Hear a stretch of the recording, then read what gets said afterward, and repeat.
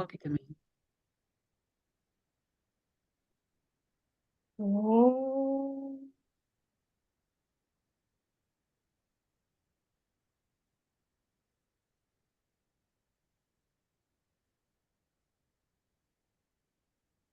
ओम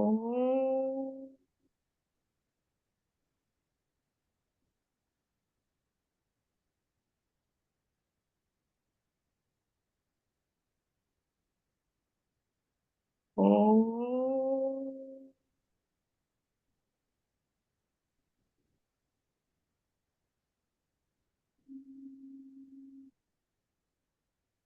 ओम सहना भवतु सहनौ भुनक्तु सह वीर्यं करवावहै तेजस्विनावधीतमस्तु मा विद्विषावहै। ओम शांति शांति शांति। गुरुर्ब्रह्मा गुरुर्विष्णु गुरुर्देवो महेश्वरा गुरु साक्षात् परब्रह्म तस्मै श्री गुरवे नमः। तस्मै श्री गुरवे नमः।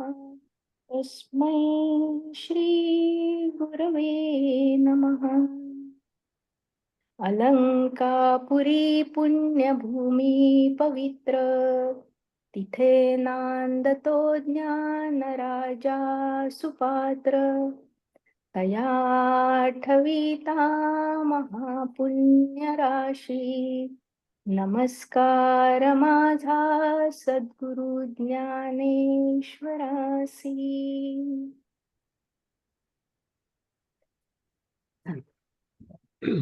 नमस्कार मंडळी, आपण 7व्या अध्यायामध्ये आहोत.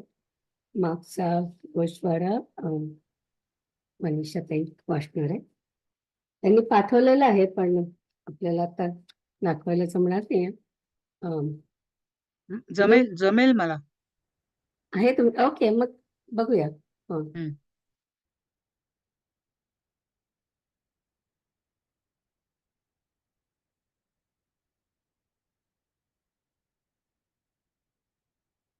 मी थांबते, ती शेअर करेस तवर. हो हो चालेल. शीज ट्रेनिंग.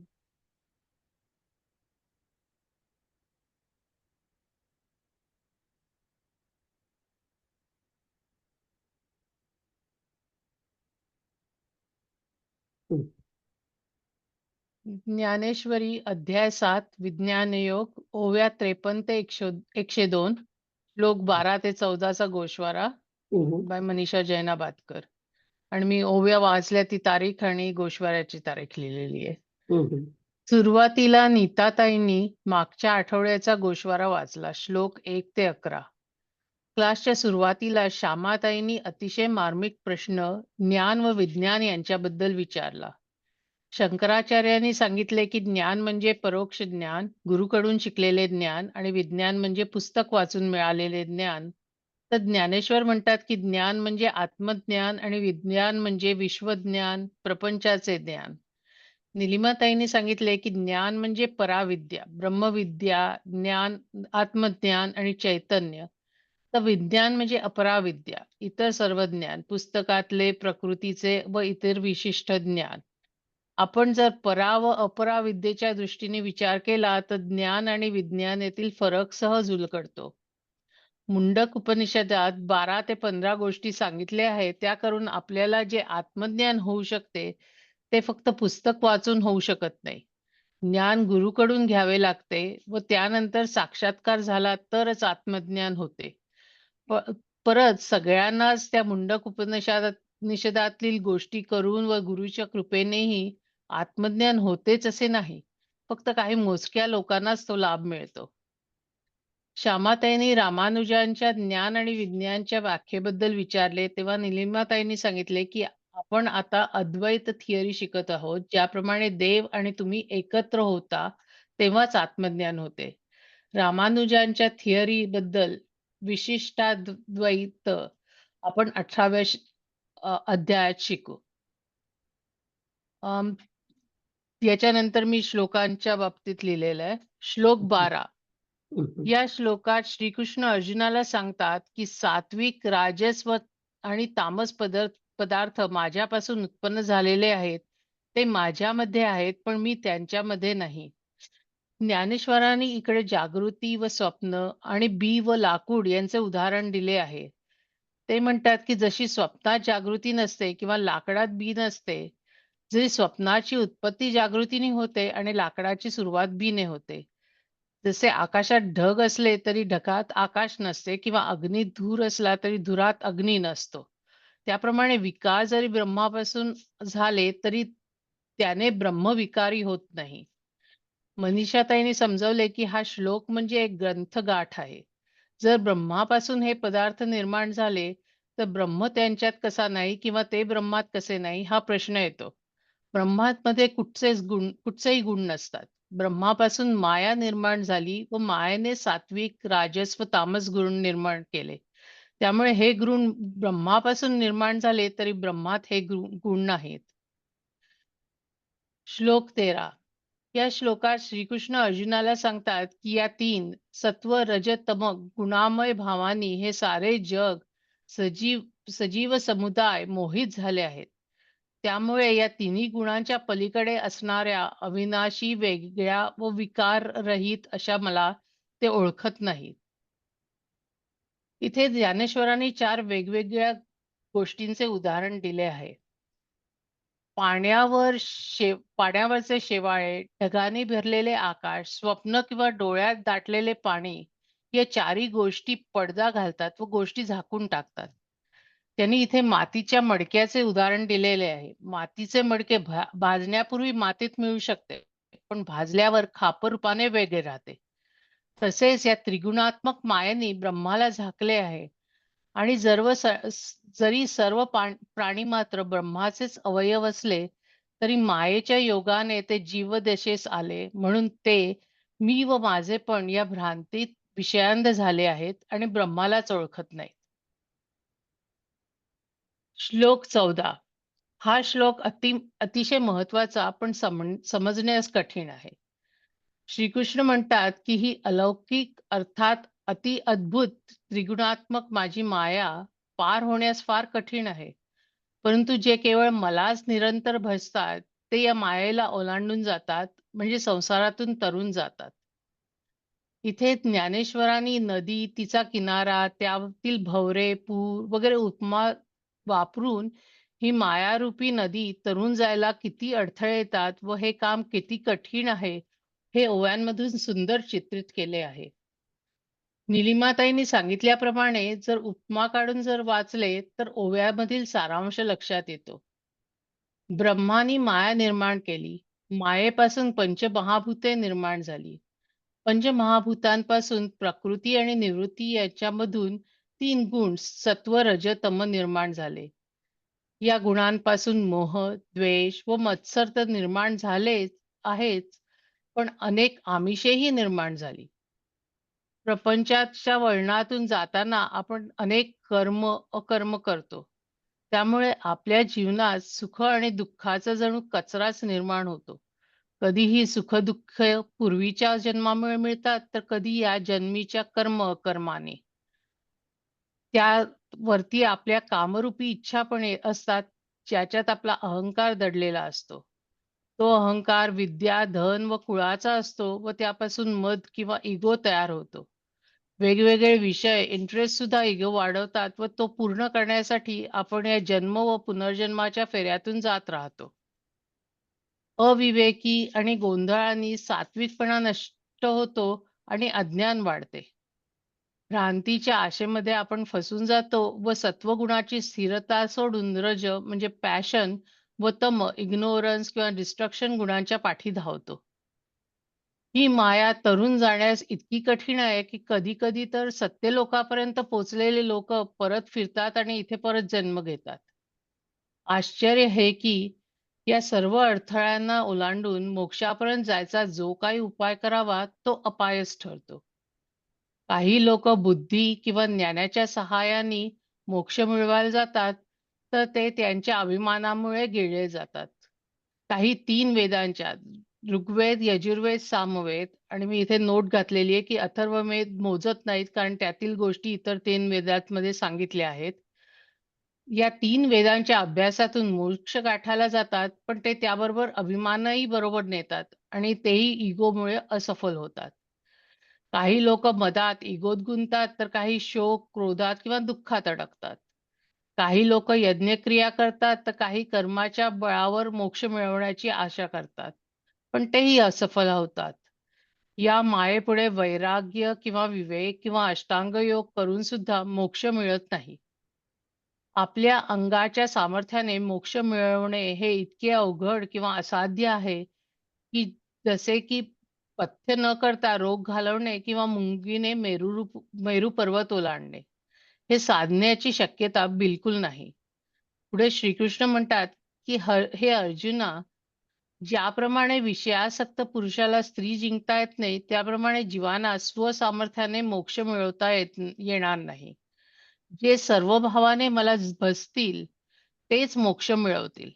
त्यासाठी जे सद्गुरूंना शरण गेले, ज्यांना आत्मानुभव झालेला आहे, ज्यांनी अहंकार सोडलेला आहे, जे विकल्पापासून दूर झालेत, ज्यांनी संसाराचे प्रेम सोडले आहे, ज्यांना जीव आणि परमात्मा एकच आहे याचे ज्ञान झाले आहे, ज्यांनी वैराग्य अंगीकारले आहे व ज्यांनी मीच परमात्मा आहे हे जाणून भजले आहे, तेच ही मायारूपी नदी तरून मोक्षाला पोहोचतील. माझे असे भक्त फारच थोडे आहेत. खूप छान सांगितलं. सगळे पॉइंट्स तुम्ही थँक यू. कव्हर केले. खूपच चांगली समजली आहे. फारच छान. ओके. थँक्यू. Thank you. चला आता पुढे जाऊया. आपलं आजचं सुरू करू. 15 पासून.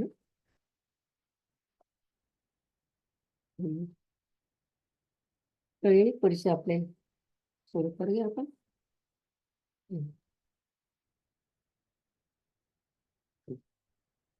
15-16 एकत्र आहे, तसेच वाचून. कटक क्रांती कोणी वाचायचं? क्रांती आहे ना? आधी पण वाचते. हो, क्रांतीच राहिलं मागच्या वेळेला. हा माझा हम्म. होता, सॉरी. एक मिनिट मी चालेल म्यूट. मी पण पुन्हा बघते. Next. खाली करायचं का दुष्कर्मी तिथून वाचू 16व्यापासून 15व्यापासून? 15-16 एकत्र वाचायचं ना? ओके. हम्म. समादुष्कृतिनो मूढा प्रपद्यन्ते नराधमा मायया प्रहुत्र ज्ञाना आसुरं भावमाश्रिता चतुर्विधा भजन्ते मा जना सुकृतिनोऽर्जुन आर्तो जिज्ञासुरर्थार्थी ज्ञानी च भरतर्षभ. दुष्कर्मी, मूर्ख व अधम असे लोक मायेने ज्ञान नष्ट झाल्यामुळे आसुरी मार्गाचा अवलंब करतात आणि मला शरण येत नाहीत. हे अर्जुना, 4 प्रकारचे पुण्यवान लोक माझी भक्ती करतात. भरतश्रेष्ठा, ते 4 प्रकार हे: दुःखाने ग्रस्त झालेला, जाणण्याची इच्छा करणारा, द्रव्याची इच्छा करणारा आणि ब्रह्मज्ञान प्राप्त झालेला. कारण की वरील साधकांशिवाय बहुतेक इतरांना अहंकाररूपी भूतांचा संचार झाल्यामुळे त्यांना आत्मज्ञानाची विस्मृती झालेली असते. त्यावेळी नियमरूप वस्त्राची आठवण त्यांना राहत नाही. पुढे असलेल्या अधोगतीची लाज त्यांना वाटत नाही व वेद ज्या गोष्टी करू नये म्हणतो त्या गोष्टी ते करतात. अर्जुना, पहा, ज्या कार्याकरता या शरीररूपी गावाला ते आले, तो कार्यभाग सर्व सोडून इंद्रियरूपी गावाच्या राजरस्त्यावर ममत्वाच्या व माझेपणाच्या बडबडीने नाना प्रकारच्या विकारांचे समुदाय ते गोळा करतात. दुःख शोकांच्या घावानी कितीही मारले तरी त्यांना त्याची आठवणच राहत नाही. हे सांगावयाचे कारण एवढेच की असे ते मायेने ग्रासलेले असतात, म्हणून ते मला चुकले. आता ऐका. दुसरे, ज्यांनी आपले आत्महित वाढते केले आहे, ते मला 4 प्रकारांनी भजले. त्यातील जो पहिला त्याला आर्त म्हणावे. अर्थार्थी आणि चौथा तो ज्ञानी होय, आर्त म्हणावे. दुसऱ्याला जिज्ञासू या नावाने ओळखावे. तिसरा अर्थार्थी आणि चौथा तो ज्ञानी होय असे समजावे. हम्म.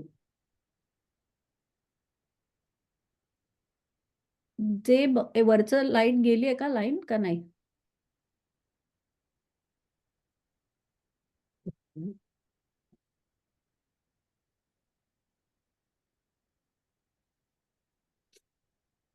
जे हो. बघता एका अवांतरू, अहंकाराचा भूत संचारू, जाहला म्हणून विसरू आत्मबोधाचा.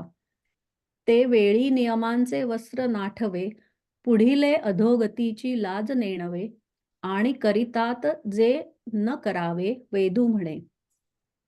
पाहे पा शरीराची या गावा, जया लागी आले पांडवा, तो कार्यार्थू आघवा सांडुनिया. इंद्रिय ग्रामींचा राजबिदी, अहम ममतेची या जल्पवादी, विकारांतरांची मांदी मेळविताती.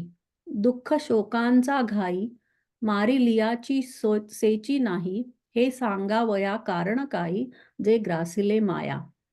म्हणून ते माते चुकले, आई का चतुर्विध भजले, मज भजले, जिही आत्महित केले वाढते गा. तो पहिला आरतू म्हणूजे, दुसरा जिज्ञासू बोलिजे, तिजा अर्थार्थी जाणीजे, ज्ञानिया चौथा. एक मिनिट थांबा इथे.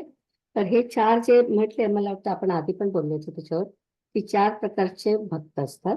एक म्हणजे आर्त, म्हणजे जेव्हा आपल्यावर काहीतरी संकट आलं तेव्हाच ते परमेश्वराची प्रार्थना करतात आणि त्यांना आपण आर्त म्हणतो. फक्त त्याच वेळी त्यांना परमेश्वराची आठवण येते. दुसरं म्हणजे जिज्ञासू. जिज्ञासू म्हणजे ज्यांना क्युरियासिटी, आपल्यासारखे लोक जे शिकतात आहे सगळे, ते जिज्ञासू. आणि नंतर अर्थार्थी म्हणजे देवाशी ते आपण असं डील करताय तुम्ही, की मला हे मी तुला अशी पूजा करेन मग मला हे मिळू दे, मी तुला असं करेन मग मला हे मिळू दे, असं सारखं ते देवाशी आपलं हे करत असतात, डील करत असतात. त्यांना अर्थार्थी म्हणायचं. फक्त तेवढ्या अर्थापूर्वकच त्यांची भक्ती असते. आणि चौथा त्यांनी ज्ञानिया म्हटलं आहे, किंवा त्यांना मुमुक्षु म्हणतात, किंवा त्यांच्या ह्याच्यामध्ये त्यांनी म्हटलंय ज्ञानी किंवा मुमुक्षु, ज्यांना आपण म्हणतो की ज्यांना मोक्षाची इच्छा आहे, ज्यांना ज्ञानच हवंय. ज्ञान म्हणजे आत्मज्ञान हवंय. तर असे 4 प्रकारचे भक्त असतात. त्याचं थोडस पुढच्या ह्याच्यात पण आहे, पुढच्या श्लोकामध्ये पण आहे. तर जाऊया पुढे. तेषा ज्ञानी नित्ययुक्त एक भक्तिर् विशिष्यते, प्रियो हि ज्ञानिनोत्यर्थ महं सच मम प्रिया. यामध्ये नित्य व माझ्याशी. हे मला वाचायचंय 17 पासून. ओके ओके, वाचा वाचा वाचा. मला वाटलं, थँक्यू. सॉरी. हा, एक मिनिट. मी ते सॉरी मी बघितलं. ओके. नाही, दॅट्स ओके. मी ते, मला वाटलं तुम्हाला तर ओव्या वाचायच्या आहेत म्हणून मी ते थांबले होते. एक मिनिट. हा, आता आलं माझं इथे. श्रीराम. ओके, 17 पासून. तेषां ज्ञानी नित्ययुक्तः एक भर्तिर्विशिष्यते, प्रियो हि ज्ञानी न्योत्यर्थम अहम सच मम प्रियः. यामध्ये नित्य व माझ्याशी अनन्य होऊन भक्ती करणारा ज्ञानी श्रेष्ठ होय. कारण ज्ञानी मनुष्याला मी अत्यंत प्रिय आहे व मला तो अत्यंत प्रिय आहे. त्यात जो आर्त आहे तो पीडेच्या निमित्ताने भक्ती करतो, व जो जिज्ञासू आहे तो जाणण्याकरताच भक्ती करतो. आणि त्यातील जो तिसरा तो अर्थप्राप्तीची इच्छा करतो. मग राहिलेल्या चौथ्याच्या ठिकाणी काही कर्तव्य उरलेले नसते. म्हणून अर्जुना, जो ज्ञानी तोच एक भक्त आहे असे समज. कारण की ज्ञानाच्या प्रकाशाने त्याच्या ठिकाणचा द्वैताद्वैत रूपी अंधार नाहीसा होतो. नंतर ब्रह्मैक्य भावाने तो मद्रूप होतो, आणि मद्रूप होऊन सुद्धा तो माझा भक्त असतोच. जसा इतरांच्या दृष्टीला स्फटिकच क्षणभर पाण्यासारखा भासतो, तसा इतरांच्या दृष्टीला ज्ञानी हा त्याच्या भजन पूजनादिक बाह्यक्रियांवरून माझ्याहून वेगळा दिसतो, पण ज्ञानी हा तसा माझ्याहून वेगळा नाही. त्याचे वर्णन करण्यास मोठे कौतुक वाटते. ज्याप्रमाणे वारा आकाशात विराला, म्हणजे त्याचे वारे पण वेगळे राहत नाही, त्याप्रमाणे ज्ञानी जरी माझ्याशी ऐक्याला पावला, तरी त्याची भक्त ही प्रतिज्ञा जात नाही. जर वारा हलवून पाहिला, तर तो आकाशाहून भिन्न देखील दिसतो. एरवी तो वारा स्वभावतःच आकाशरूप असतो. त्याचप्रमाणे ज्ञानी पुरुष जेव्हा शारीरिक क्रिया, भजन पूजनादी करतो, त्यावेळी तो भक्त असा वाटतो, पण आतील अनुभवाच्या अंगाने तो मद्रूपच झालेला असतो आणि ज्ञानाचा उदय झाल्यामुळे तो मला आपला आत्मा समजतो. म्हणून मीही आनंदभरित होऊन ज्ञानी हा माझा आत्मा आहे असे म्हणतो. अरे अर्जुना, जीवाच्या पलीकडील खुणेच्या ठिकाणी प्राप्त होऊन जो भक्तीचा व्यवहार कसा करावा हे समजतो, तो देहाच्या वेगळेपणाने खरोखर वेगळा होईल काय? अं, आता मी ही आहे का एक कृपया ओव्यावारचे. माधवी? हो, आहे हा, आहे थँक्यू आहे आहे थँक्यू. हा. ओके, हा. सो तेथ आरतू तो आरतीचे निव्याजे, जिज्ञासू तो जाणावयाची लागे भजे, तिजेनी तेणे इच्छिजे अर्थसिद्धी. मी मग बघते. चौथी याचा ठाई हा म्हणा. मग मग चौथी याचा ठाई, काहींची काहींची करणे नाही, म्हणून भक्तू एक उपाही. ज्ञानी आजो जो व्यवस्थित, व्हेरी गुड. जे जे जे तया तया ज्ञान, बोला तुम्ही पण बोला, बरोबर चालेल. जे जे तया ज्ञानाचे ज्ञानाचे प्रकाशे, प्रकाशे, फिटले भेदा भेदांचे कडवसे, मग मीची जाहला समरसे, आणि आणि भक्तुही भक्तुही ही देवींची देवींची, परी आणि काची कांची सिये दिठी तिठी नावे, नावेक, जैसा जैसा स्फटिकुची स्फटिकाची आभासी आभासे उदक, उदक, तैसा तैसा ज्ञानी ज्ञानी नव्हे कौतुक. सांगता तो जैसा वारा का गगनी विरे, मग वारे पण वेगळे नुरे, तेवी भक्त हे पैजन सरे. जरी ऐक्या आला, जरी पवन हालवुनी पाहिजे, तरी गगना वेगळा देखिजे.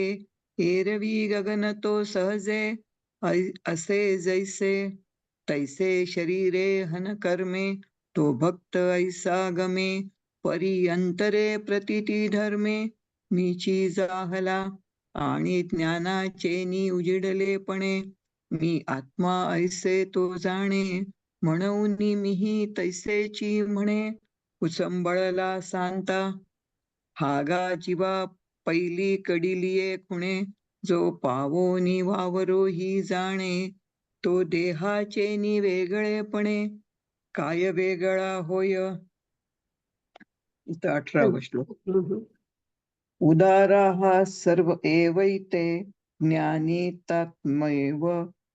तर उदारा सर्व एवैते, ज्ञानी त्वात्मैव मे मतम्. आस्थितः स हि युक्तात्मा, मामेवानुत्तमां गतिम्. हे सर्वही भक्त उत्कृष्टच आहेत, पण त्यापैकी ज्ञानी तर केवळ माझा आत्माच होय असे मी समजतो, कारण मीच ब्रह्म अशा बुद्धीने माझ्या ठिकाणी स्थिर झालेला तो ज्ञानी अत्यंत श्रेष्ठ प्राप्तव्य जो मी, त्या मलाच प्राप्त झालेला असतो. म्हणून आपापल्या हिताच्या इच्छेने वाटेल तो भक्त मला झोंबतो, परंतु मीच ज्याच्यावर प्रेम करतो असा त्यापैकी एक ज्ञानी भक्त होय असे पहा. अर्जुना, दुपट्याच्या आशेने लोकच गाईला भाला घालतात, परंतु दोरा वाचून वासराचा पाश कसा बळकट आहे, किंवा दोरा वाचून त्याचा भाग त्याला सहज मिळतो, याचे कारण एवढेच की ते वासरू शरीराने, मनाने व प्राणाने दुसरे आपल्या आईखेरीज कोणासही जाणत नाही. जे त्याला पुढे दिसेल त्याला ही माझी आईच आहे असे ते म्हणते. ते वासरू इतके गायीच्या ठिकाणी अनन्य गती असते, म्हणून गायीची त्याच्यावर तशीच प्रीती असते. म्हणून श्रीकृष्ण जे वर म्हणाले ते खरे आहे असे ज्ञानेश्वर महाराज म्हणतात. नंतर भगवंतांनी म्हटले, हे असो, इतर 3 भक्त जे तुला सांगितले ते देखील आम्हाला चांगले आवडते आहेत. परंतु मला जाणून जो ज्ञानी भक्त मागे पाहाव्यास विसरला, देहेंद्रियादी प्रपंचाला विसरला, ज्याप्रमाणे नदी समुद्राला मिळाल्यावर माघारी वळत नाही, त्याप्रमाणे अंतःकरण रूपी गुहेमध्ये उत्पन्न झालेली ज्याची अनुभवरूपी गंगा मला मिळाली आहे, तो मी आहे, हे शब्दाने विस्तार करून काय सांगू? वास्तविक पाहिले तर ज्ञानी म्हणून जो म्हणतात, तो माझा केवळ आत्माच आहे. ही गोष्ट शब्दांनी सांगण्यासारखी नाही, परंतु काय करावे? ही न बोलण्यासारखी गोष्ट पण तुला सांगितली.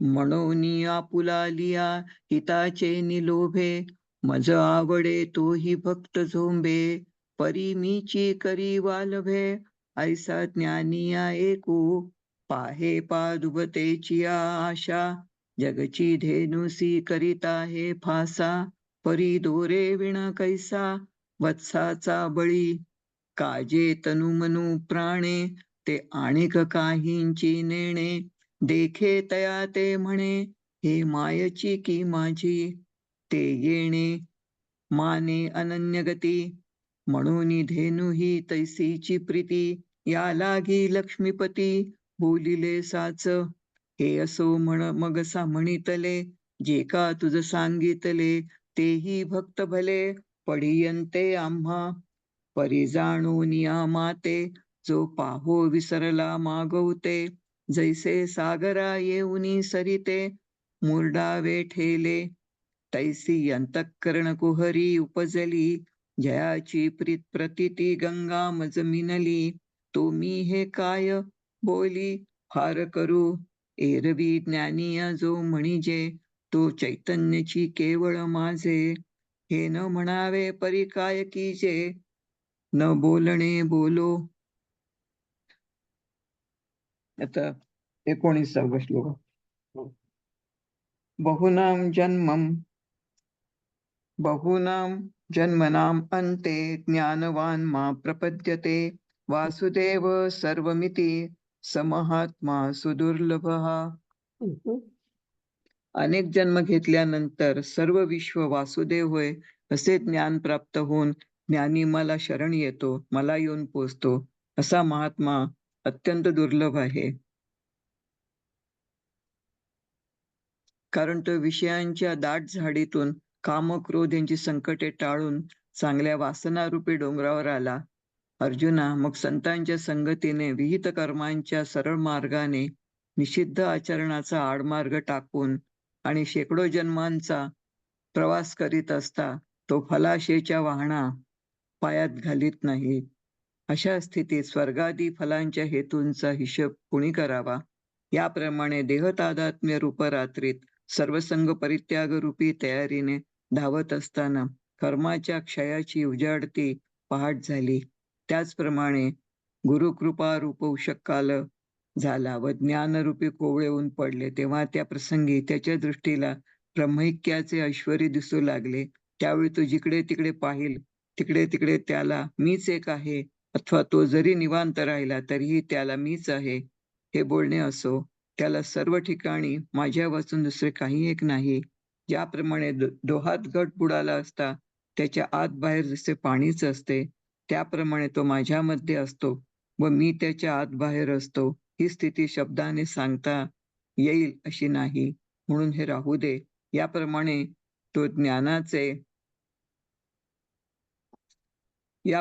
तो ज्ञानाचे भांडार पाहतो व त्या योगाने सावरल्यामुळे सर्व जग आत्मरूप पाहतो. हे संपूर्ण विश्व श्री वासुदेव आहे अशा अनुभवरूपी रसाचा त्याचा भाव ओतलेला असतो. म्हणून सर्व भक्तांमध्ये तो राजा आहे आणि ज्ञानीही तोच आहे. त्याच्या अनुभवरूपी भांडारात स्थावर जंगमात्मक अखिल विश्वाचा समावेश होतो. हे अर्जुना, तो महात्मा दुर्लभ आहे. ज्यांची भजने भोगासाठी असतात व ज्यांची दृष्टी आशारूपी नेत्ररोगाने मंद झालेली असते, असे इतर भक्त पुष्कळ मिळतात. जे तो विषयांची मोठ झाडी, माझी कामक्रोधांची साकडी, चुकावूनी आला पाडी, सद्वासनेचिया मग साधू संगे सुबटा उजू सत्कर्माचिया वाटा अप्रवृत्तीचा वांटा डावलुनी आणि जन्मशतांचा वाहतवणा देवींची आस्थेचिया नलेची वाहणा तेथ फलय तुचा उगाणा कवणू चाळी ऐसा शरीर संयोगाची राती माझी धावता सडिया आयती तव कर्मक्षयाची पाहती पहाट झाली तैसीच गुरुकृपा उखा उजळली ज्ञानाची ओतपली पडली तेथ साम्याची रिद्धी उघडली तयाची दिठी ते वेळी जयाकडे वास पाहे ते उतामीची तया एकू आहे अथवा निवांत जरी राहे तरी मीची तया हे असो आणिक काही तया सर्वत्र मी वाचूनी नाही जैसे सबाह्य जळ डोही बुडालिया घटा तैसा तो मज भीतरी मी तया आतु बाहेरी हे सांगीचे बोलवरी तैसे नव्हे म्हणून असो हे या परी तो देखे ज्ञानाची वाखारी तेणे संसरलेनी करी आपू विश्व हे समस्त ही श्री वासुदेवो ऐसा प्रतीती रसाचा भूतला भावो म्हणून भक्ता माझी रावो आणि ज्ञानिया तोची जयाची प्रतीतीचा वाखवरा पवाडू होय चराचरा तो महात्मा धनुर्धरा दुर्लभू आथी येर बहु जोडती किरीटी जयांची भजने भोगासाठी जे आशा तिमिरे दृष्टी मंद झाले. एक मिनिट थांब इथे याच्यात बरेच शब्द आहेत. हो ना, हो झालं माझं पण. हो राईट. इथेच थांब सर रवी, थोडंसं इथे थांब, कारण याच्यात खूपच शब्द आपल्याला घ्यायला पाहिजे. पहिल्या याच्यामध्ये आला पाडी म्हटलंय म्हणजे पहाडावर. नंतर पुढच्या 28व्या मध्ये अभांडा शब्द आहे, त्याचा म्हणजे आडमार्गावर. नंतर पुढच्या ओवीमध्ये वाहत वणा असं आहे म्हणजे वासरू. त्याच्या पुढच्या ओवीमध्ये 30व्या मध्ये सडिया म्हटलंय. सडिया म्हणजे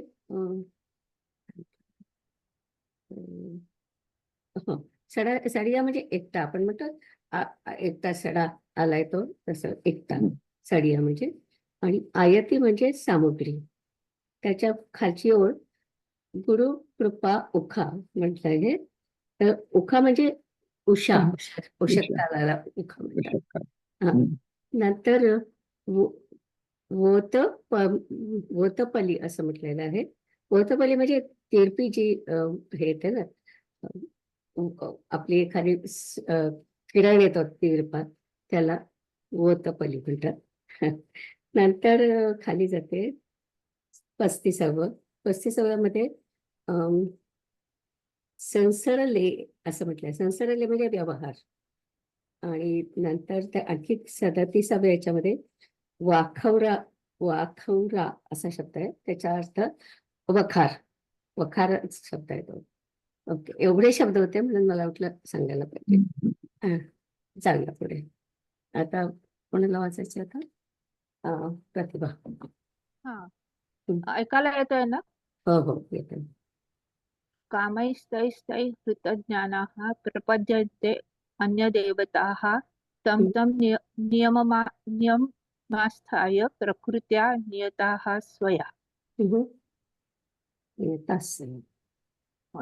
जन्मांतरी मिळवलेल्या संस्कारांनी प्राप्त झालेल्या, स्वतःच्या स्वभावाने नियंत्रित झालेले आणि निरनिराळ्या विषयांच्या अभिलाषांनी ज्ञान नष्ट झालेले लोक निरनिराळ्या नियमांचा आश्रय करून माझ्याहून वेगळ्या अशा देवतांची भक्ती करतात आणि फलाविषयीच्या तीव्र इच्छेमुळे अंतःकरणात कामाने प्रवेश केला आणि त्याच्या संसर्गाने ज्ञानाचा दिवा गेला. बाहेर आशारूपी नेत्ररोगाने व आत अविवेकाने असे दोन्ही प्रकारांनी अज्ञानरूपी अंधारात ते पडले. म्हणून त्यांच्या जवळच असणारा जो मी, त्या मला ते चुकले. नंतर इच्छित फल देणाऱ्या निरनिराळ्या देवतांना सर्व भावाने भजू लागले. अगोदरच देहात्मबुद्धीचे दास, त्याशिवाय आणखी भोगाकरिता दीन झालेले असे ते लोक मग त्या विषय सुखाच्या लालसेने इतर देवांचे कशा कौतुकाने भजन करतात ते पहा. त्या देवतेच्या आराधनेविषयी जो नियम प्रसिद्ध आहे त्याचा आश्रय करून कोणते कोणते उपचार लागतात ते जमवून आणि ते उपचार अर्पण कसे करावे ते समजून घेऊन शास्त्राने सांगितलेल्या विधीप्रमाणे कर्मे करतात. आणि फळाची हवा हृदयी कामा झाला रिगावा, का तियाची एक घसणी दिवा ज्ञानाचा गेला. ऐसे उभयता अंधारी पडले, म्हणून पासीची माते चुकले. मग सर्व भावे अनुसरले देवतांतरा. आधीच प्रकृतीचे पायिक, वरी भोगा लागे तव रंक. मग तेने लोलुप्य कौतुक, कैसे भजती. कवणी तया नियमबुद्धी, कैसिया हन उपचार रस समृद्धी. का अर्पण यथाविधी विहित करणे. यो यो यां तनुभक्तः श्रद्धाच चिंतुमिच्छति, तस्याचलां श्रद्धां तामेव विद्वाभम्यहम्.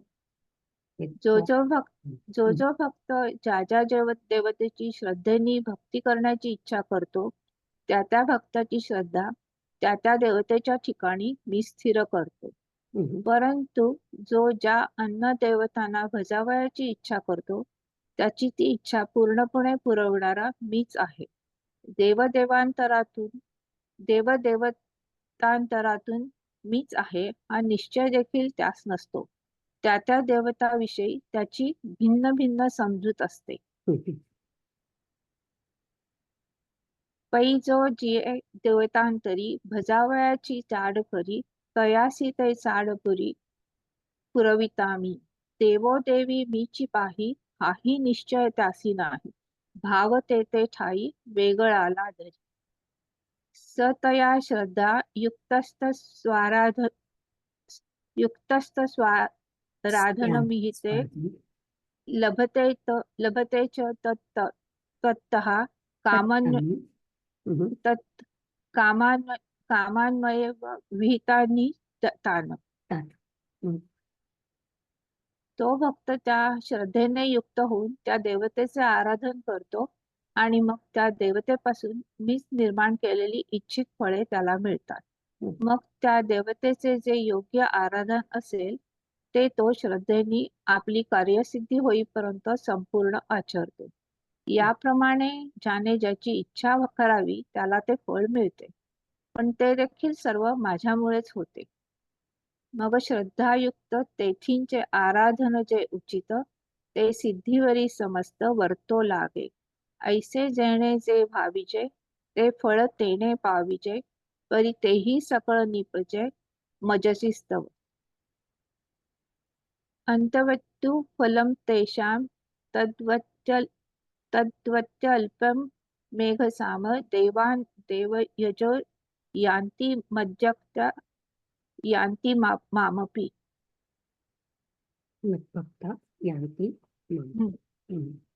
परंतु ते भक्त मला जाणत नाहीत, कारण ते कल्पनेच्या बाहेर पडत नाहीत, म्हणून त्यांना नाशवंत असे इच्छिलेले फळ प्राप्त होते.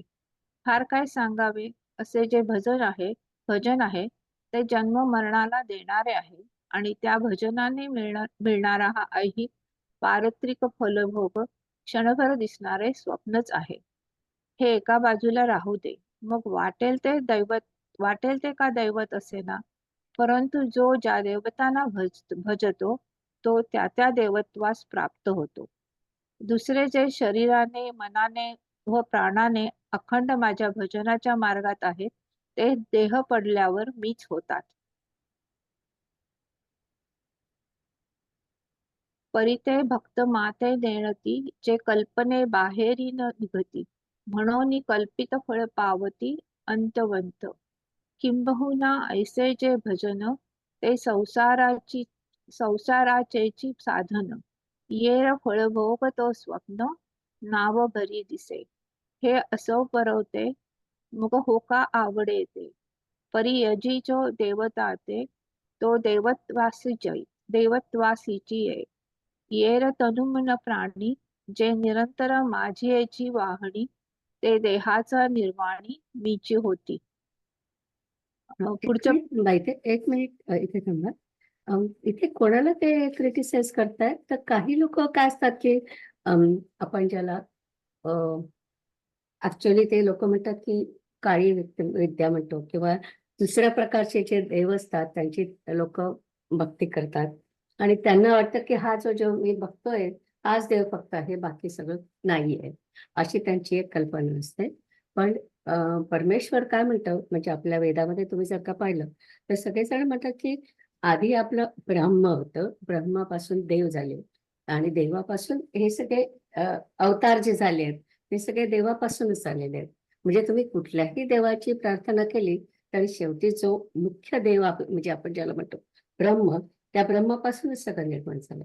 म्हणजे तुम्ही ह्या देवाची, समजा कृष्णाचीच मी प्रार्थना केली तरी कृष्ण सुद्धा ब्रह्माचंच एक स्वरूप आहे, किंवा दुसऱ्या आणखी कुठल्या देवाची केली तरी पण हे सगळे देव सुद्धा ब्रह्मानेच निर्माण केले आहे. म्हणजे शेवटी आपण कुणाला प्रार्थना करतोय तर ब्रह्मालाच करतोय, त्याच्या वेगळ्या रूपाला तुम्ही करताय पण सगळं शेवटी ब्रह्माचंच आहे, असं त्यांना इथे सांगायचं आपल्याला. की तुम्ही जर का असं म्हटलं की मला अमुक अमुक पाहिजे, मला एक चांगली गाडी पाहिजे म्हणून मी अमुक अमुक देवाला नमस्कार करतो. अरे तुम्ही त्या देवाला नमस्कार करत असाल पण तो देव तरी म्हणजे तो पण देवा आपल्या ब्रह्माचाच एक अवतार आहे ना, किंवा त्याचाच एक रूप आहे. म्हणजे शेवटी तुम्ही त्या मुख्य देवालाच नमस्कार करताय, हे पण त्या लोकांना कळत नाही. त्यांना वाटतं नाही माझा हा देव आहे ना, मग यालाच फक्त मी नमस्कार करणार. तर अशी जी वृत्ती आहे त्याच्याबद्दल त्यांनी म्हटलेलं. हा, चालूया पुढे. आपण आणखीन एक म्हणू शकतो 24वा, अजून थोडा वेळ आहे आपल्याला. वाचू का मी पुढे? चालेल चालेल, थँक्यू. अव्यक्तं व्यक्तिवापन्यं मन्यन्ते माम बुद्धया, परम भावमजानन्तो ममाव्यम मम मम अव्ययमनुत्तमम्. अविनाशी, उत्तम, अत्यंत उत्तम व श्रेष्ठ असे माझे स्वरूप न जाणणारे अल्पबुद्धी लोक अव्यक्त असलेल्या मला व्यक्त स्वरूपाने ओळखतात. पण लोक तसे करत नाहीत, व्यर्थ आपल्या हिताचा तोटा करतात. ते त्यांचे करणे तळहातातील पाण्यात पोहण्याप्रमाणे आहे. किंवा अमृताच्या समुद्रामध्ये बुडी द्यावी आणि मग तोंड का घट्ट मिठून धरावे आणि मनात तर डबक्यातील पाण्याची आठवण का धरावी. अमृतात शिरून तोंडात अमृत जाऊ न देता मरावे असे हे कशाला करावे. तर अमृतामध्ये सुखाने अमर होऊन का राहू नये. अर्जुना, त्याप्रमाणे फलाशेचा पिंजरा टाकून आत्मानुभवरूपी पंखाने चिदाकाशात हवा तसा संचार करणारा समर्थ का होऊ नये. त्या चिदाकाशात जितके आपण उंच जाऊ तितका आपणाला सुखाने संचार करण्याला हवा तसा विस्तार मिळतो. त्या अमर्याद स्वरूपाला माप का घालावे. मला निराकाराला साकार का समजावे. मी स्वतः सिद्ध असता माझ्या प्राप्तीकरता साधने करून का मरावे. अर्जुना, पण या बोलण्याचा विचार केला तर बहुत करून ह्या जीवांना ही गोष्ट समजत नाही. परी तैसे न करीती प्राणिये, वाया आपुला हिती मानिये. पै पोहता ती पाणीये, तळहाती चेनी. नाना अमृतांचा सागरी बुडीजे, मग तोंडा का व्रजमिठी पाडीजे. आणि मनी तरी आठवीचे, थिल्लरोदकाते. हे ऐसे काही सेया करावे, जे अमृतही रिगोनी मरावे.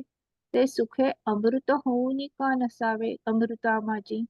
तैसा फळहेतूचा पांजरा, सांडुनिया धनुर्धरा. का प्रतिती पाखे चिदंबरा, गोसाविया नव्हावे. जेथ उंचावितेनी पवाडे, सुखाचा पैसारू जोडे. आपुलेनी सुरवाडे, उडोये ऐसा. तया उपमा मापका सुवावे, मज अव्यक्ता व्यक्त का मानावे, सिद्ध असता का निमावे साधनवरी. परी हा बोल आगवा, जरी विचारीचे तसे पांडवा, तरी विशेष या जीवा न चोज वेगा. छान. इथे थांबूया आपण आता. हा, आणि हा. इतकी आली आहे का फक्त मला बघायचं. दिसत का तुला? हो, आली हो, मी वाटतं. आहे. हो, गुड आहे, आहे. चला म्हणेन. हो. आता विश्वात्मके देवे, येणे वाग्यज्ञे तोषावे, तोषोनि मज द्यावे, पसाय दानही.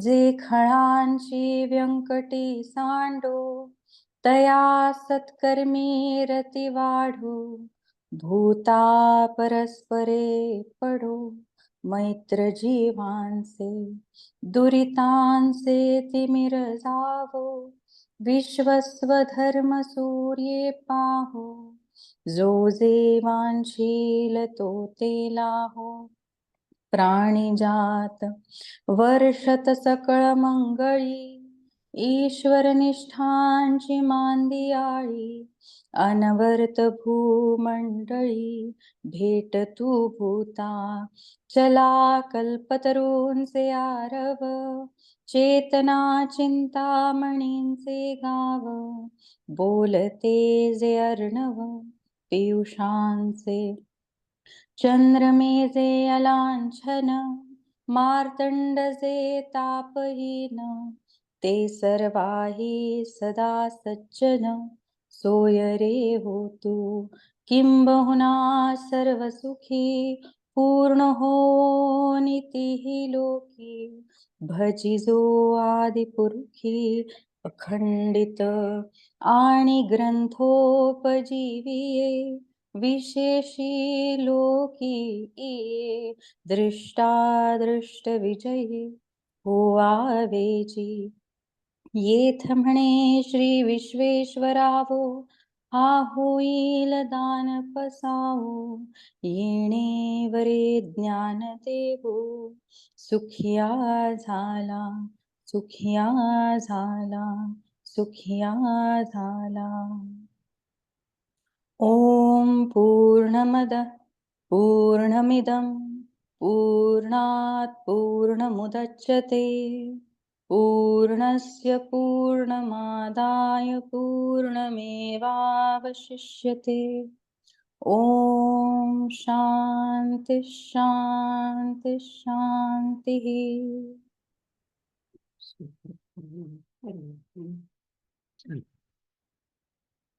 स्टॉप करते.